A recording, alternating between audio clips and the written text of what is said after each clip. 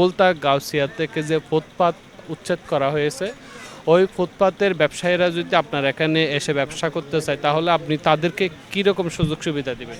আসলে আমাদের একটা ভেদি হয়ে গেছে যে মানে রাস্তার উপরে যে দোকান বসানো, এটার থেকে আমাদের মাননীয় সংসদ সদস্য মোস্তাফিজুর রহমান ভূঁইয়া দীপু ভাইয়ের নেতৃত্বে এবং আমাদের এই চেয়ারম্যান জনাব তারেক রহমান সারা বাংলাদেশের মধ্যে যে একটা সুন্দর বাংলাদেশ তৈরি করার জন্য যে পদক্ষেপ নিছে, আমি এটার সাথে একমত পোষণ করতেছি। পাশাপাশি যে সমস্ত আমাদের গাউসিয়াতে যে ফুটপাতে যে দোকানদার ছিল, আমি তাদেরকে ওয়েলকাম জানাই।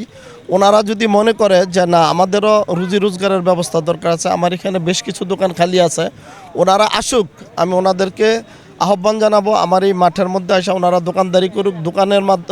দোকানদারি করতে গিয়া যতটুকু ওনাদেরকে ফ্যাসিলিটি দেওয়ার দরকার আমি ফ্যাসিলিটি ইনশাল্লাহ দিব এবং তাদের সহযোগিতা করব, যেভাবে তাদের রুটি রোজগারের ব্যবস্থা হয়। এবং তারাও মানুষ, আমরাও মানুষ। আমাদের এই অধিকাংশ লোক এখন পর্যন্ত আমরা এই মনে হয় যে 60% উপরে আমরা হতদরিদ্রতার মাধ্যমে আমরা বসবাস করতেছি।